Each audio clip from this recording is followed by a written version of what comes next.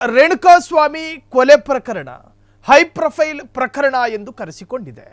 ಈ ಸಂದರ್ಭ ರೇಣುಕಾಸ್ವಾಮಿ ಕೊಲೆ ಪ್ರಕರಣದ ಆರೋಪಿ ನಟ ದರ್ಶನ್ ದೇಶದಲ್ಲೇ ಎರಡನೇ ಸೆನ್ಸೇಷನ್ ಪ್ರಕರಣವಾಗಿ ದರ್ಶನ್ ಪ್ರಕರಣ ಮಾರ್ಪಟ್ಟಿದೆ. ನಟ ದರ್ಶನ್ ಪ್ರಕರಣ ರೇಣುಕಾಸ್ವಾಮಿ ಎನ್ನುವ ಚಿತ್ರದುರ್ಗ ಮೂಲದ ವ್ಯಕ್ತಿಯನ್ನ ಕರೆಸಿ ಕೊಲ್ಲಲಾಗಿದೆ ಅನ್ನೋ ಅಲಿಗೇಷನ್ ಆರೋಪ ದರ್ಶನ್ ಮತ್ತು ದರ್ಶನ್ ಪಟಾಲಂ ವಿರುದ್ಧ ಇರುವಂತಹದ್ದು. ಆ ಪ್ರಕರಣದಲ್ಲೇ ಈಗ ವಿಚಾರಣಾಧೀನ ಕೈದಿಯಾಗಿ ಒಂದು ಬಾರಿ ರೆಗ್ಯುಲರ್ ಬೇಲ್ ಪಡೆದು ಆ ಬೇಲ್ ರದ್ದಾಗಿ ಈಗ ಮತ್ತೆ ಪರಪ್ಪನ ಅಗ್ರಹಾರ ಸೇರಿರುವ ದರ್ಶನ್ ಮತ್ತು ದರ್ಶನ್ ಟೀಮ್. ಇದು ಅತ್ಯಂತ ಎರಡನೆಯ ಸೆನ್ಸೇಷನ್ ಪ್ರಕರಣವಾಗಿದೆ.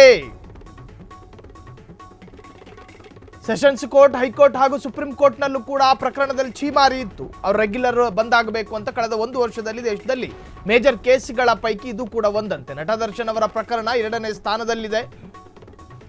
ದೇಶದ ಮೊದಲ ಪ್ರಕರಣ ಕೋಲ್ಕತ್ತಾದಲ್ಲಿ ನಡೆದಂತಹ ಟ್ರೈನಿ ವೈದ್ಯೆಯ ಅತ್ಯಾಚಾರ. ಈ ಪ್ರಕರಣ ನಂತರ ಸಿಕ್ಕಾಪಟ್ಟೆ ಸದ್ದು ಮಾಡುತ್ತಿರುವುದು ದರ್ಶನ್ ಪ್ರಕರಣ. ದೇಶದಲ್ಲಿ ಅದೆಷ್ಟೋ ಘನಘೋರವಾದಂತಹ ಕುಕೃತ್ಯಗಳೆಲ್ಲ ನಡೆದು ಹೋಗಿರ್ತವೆ. ಆದರೆ ಅಷ್ಟು ಕ್ರೈಮ್ಗಳ ಪೈಕಿ ಅತ್ಯಂತ ಭೀಕರವಾಗಿ ಮತ್ತು ಅತ್ಯಂತ ಚರ್ಚೆಗೆ ಕಾರಣವಾಗಿರುವಂತಹ ಪ್ರಕರಣ ಒಂದಿದ್ರೆ ಅದು ಕೋಲ್ಕತ್ತಾದ ಟ್ರೈನಿ ವೈದ್ಯೆಯ ಮೇಲೆ ನಡೆದಂತಹ ಘನಘೋರ ಬ್ರೂಟಲ್ ರೇಪ್. ಅದು ಅತ್ಯಂತ ಭೀಕರ ಅತ್ಯಾಚಾರ.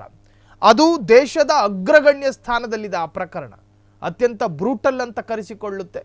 ಅದಾದ ನಂತರ ಯಾವುದು ಅಂತ ಕೇಳಿದ್ರೆ ಎರಡನೇ ಸ್ಥಾನದಲ್ಲಿ ಇದೇ ರೇಣುಕಾಸ್ವಾಮಿ ಕೊಲೆ ಪ್ರಕರಣ ಇರೋದು.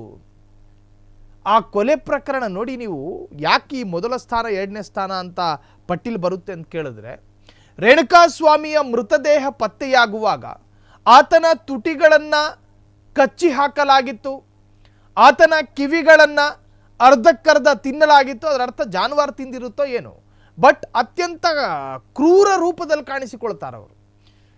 ಅತ್ಯಂತ ಕ್ರೂರಾತಿ ಕ್ರೂರ ಟಾರ್ಚರಿಗೆ ಒಳಪಟ್ಟಂತಹ ದೇಹಗಳು ಅಂತ ಕರೆಸಿಕೊಳ್ಳುತ್ತೆ. ಆ ಪೈಕಿ ಎರಡನೇ ಸ್ಥಾನವನ್ನು ಗಿಟ್ಟಿಸಿಕೊಂಡಿದೆ ರೇಣುಕಾಸ್ವಾಮಿ ಕೊಲೆ ಪ್ರಕರಣ. ಆತನ ಬೆನ್ನಿನ ಭಾಗದಲ್ಲಿ ಮರದ ದಿಮ್ಮಿಗಳಿಂದ ಹೊಡೆದಿರುವ ಗುರುತು, ಆತನ ಬೆನ್ನಿನ ಮೂಳೆಗಳು ಮುರಿದಿರುವ ವಿಚಾರ, ಚಾರ್ಜ್ ಶೀಟನ್ನು ವಿವರಿಸಬಾರ್ದು ಅನ್ನೋ ಸ್ಟೇ ಆರ್ಡರ್ ಇದೆ. ಹಾಗಾಗಿ ಚಾರ್ಜ್ ಶೀಟ್ ವಿಚಾರಕ್ಕೆ ಹೋಗೋದಿಲ್ಲ. ಆದರೆ ಆತನ ಮೃತದೇಹ ಪತ್ತೆಯಾದಂತಹ ಸಂದರ್ಭ, ಆತನ ರೂಪಗಳು ಅತ್ಯಂತ ಭೀಕರವಾಗಿ ಕಾಣಿಸಿಕೊಂಡಿತ್ತು. ಟಿವಿ ಸ್ಕ್ರೀನ್ ಮೇಲೆ ಸೆನ್ಸೇಷನ್ ನ್ಯೂಸ್ ಆಯಿತು. ಆ ಪ್ರಕರಣದಲ್ಲಿ ಮುಖ್ಯ ಆರೋಪಿ ಅಂತ ಕರೆಸಿಕೊಂಡವರು ಏಷ್ಯಾದ, ದಕ್ಷಿಣ ಭಾರತದ ಫೇಮಸ್ ಆಕ್ಟರ್. ಆ ಕಾರಣದಿಂದಾಗಿಯೇ ಇದು ಎರಡನೇ ಸ್ಥಾನ ಬಂದಿದೆ.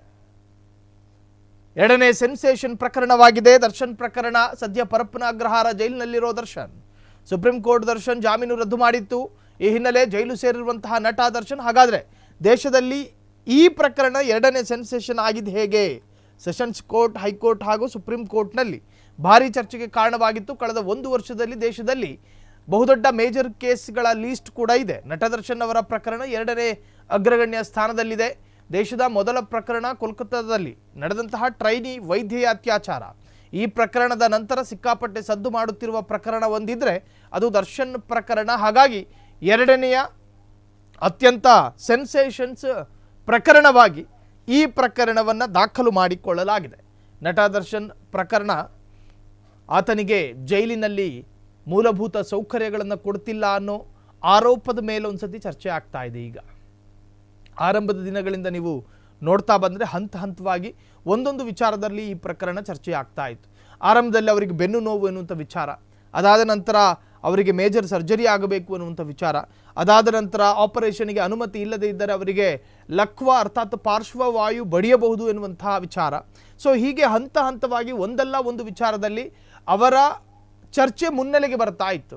ಸೊ ಈಗ ಅವರಿಗೆ ಸರಿಯಾದಂತಹ ಬ್ಲ್ಯಾಂಕೆಟ್ ವ್ಯವಸ್ಥೆ, ದಿಂಬಿನ ವ್ಯವಸ್ಥೆ, ಮೂಲಭೂತ ಸೌಕರ್ಯ ನಿರಾಕರಣೆ ಈ ವಿಚಾರದಲ್ಲಿ ಸುದ್ದಿಯಲ್ಲಿದೆ.